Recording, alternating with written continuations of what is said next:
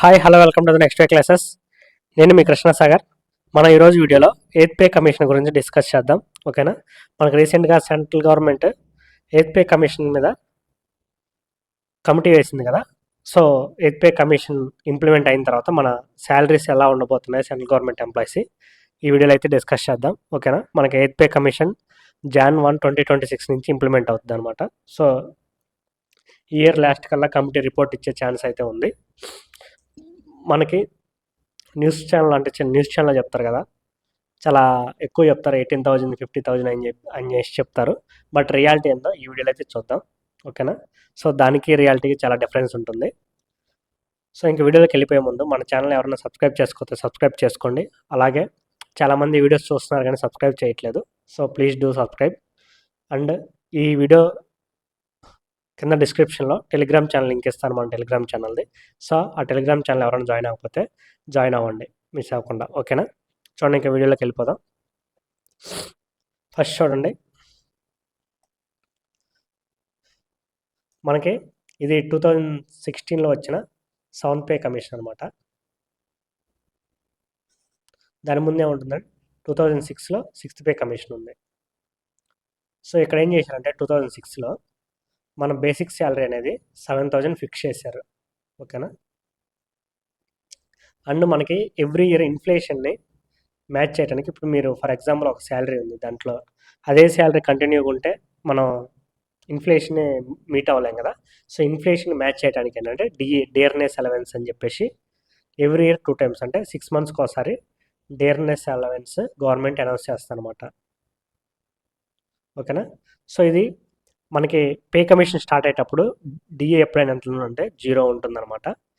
So ఇక్కడ start అయ్యి 6లో start అయ్యి 16లో ఎండ్ అయింది కదా. ఇక్కడికి వచ్చేసరికి డిఏ వచ్చేసరికి 125% అయిందనమాట. 125%. ఓకేనా? సో 125% అయింది.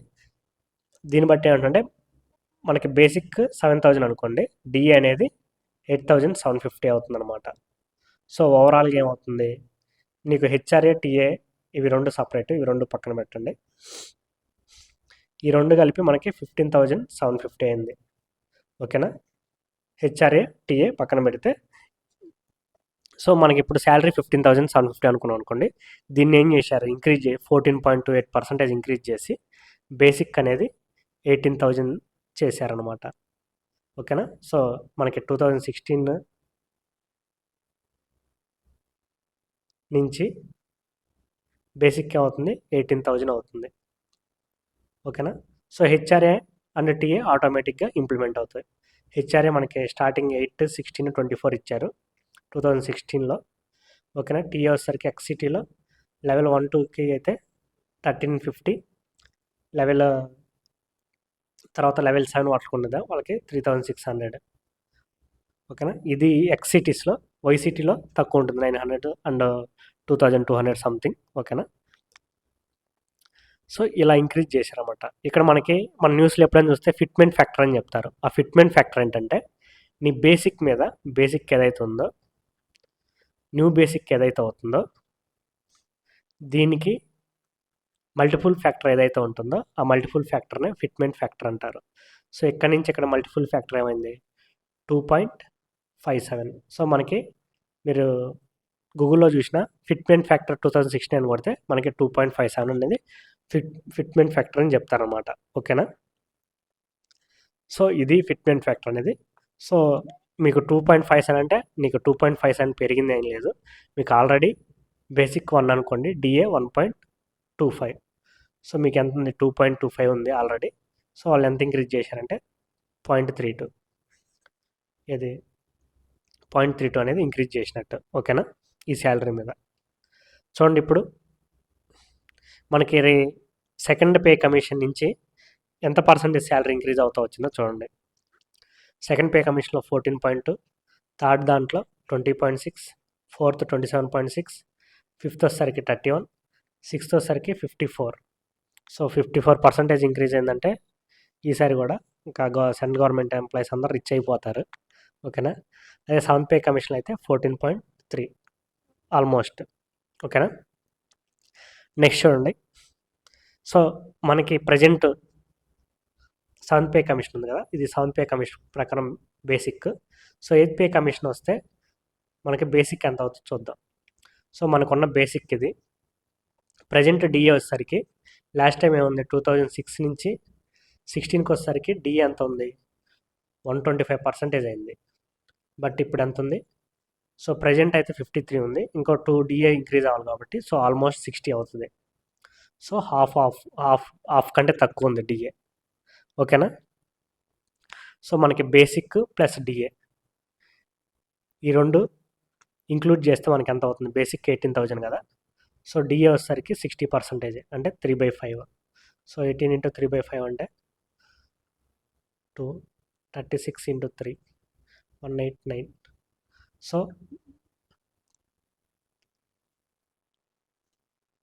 సారీ చూడండి, 18 ఇది 10, సో 1088 అంటే నీకు శాలరీ వచ్చేసరికి 28,800. ఇది లెవెల్ 1కి. ఓకేనా. సో దీని మీద మనం 20% హైక్ తీసుకుందాం. సో యావరేజ్గా లాస్ట్ టైం అంటే బేసిక్ డిఏ వచ్చేసరికి 125% ఉంది కాబట్టి 14.3 ఇచ్చారనుకుందాం. సో ఇప్పుడు డిఏ చాలా తక్కువ ఉంది కాబట్టి సో మినిమం 20% హైక్ తీసుకుంటే మనకి ఎంత అవుతుందంటే న్యూ బేసిక్ 34,500. ఓకేనా, ఇది 34,500. ఇది న్యూ బేసిక్ అనమాట. దీని మీద మనకి డిఏ వచ్చేసరికి 0. Next HRA 8, 16, 24%. ఇది మనకి pay commission last time start అయినప్పుడు 8, 6, 16, 24 ఉంది.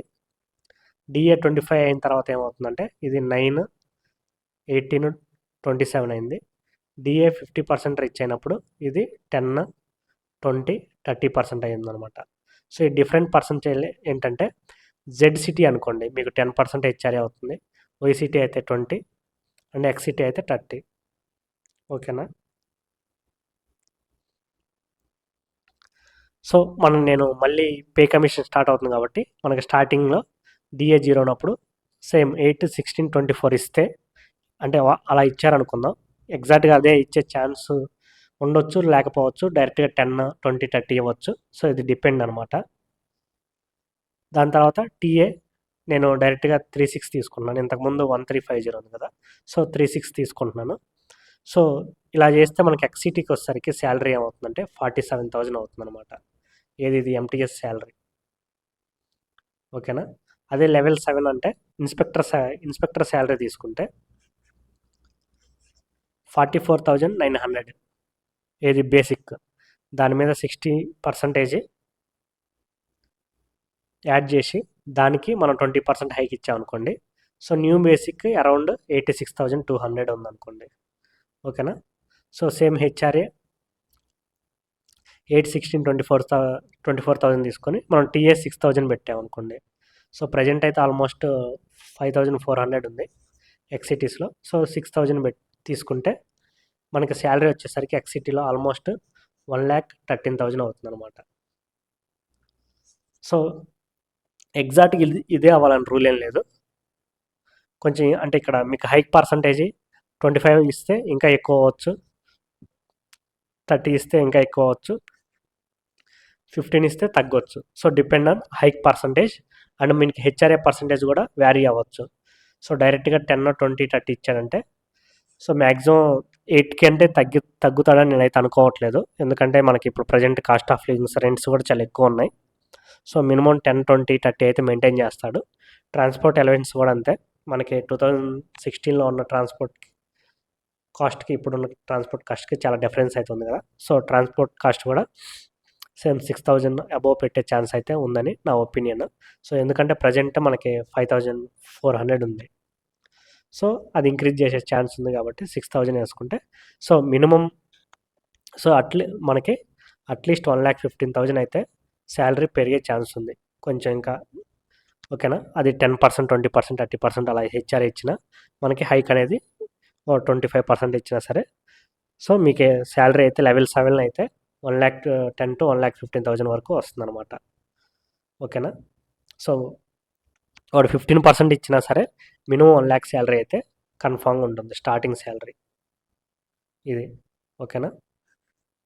సో ఇది ఎంటీఎస్ శాలరీ కూడా మినిమం 45,000 వరకు అయితే ఉంటుందన్నమాట ఎక్స్సిటీలో. సో ఇది చాలా తక్కువేం కాదు, చాలా హై అమౌంట్. స్టార్టింగ్ నువ్వు లెవెల్ 1లో జాయిన్ అవుతా 45K మీ శాలరీ అంటే ఇట్స్ చాలా చాలా డీసెంట్ శాలరీ అనుకోవచ్చు. ఓకేనా, ఇది ఈ వీడియో.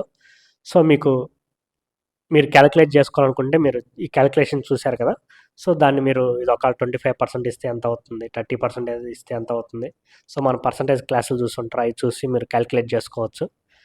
ఓకేనా.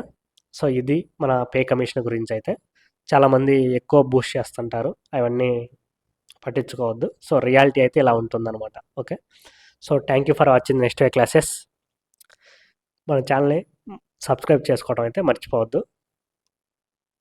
Thank you.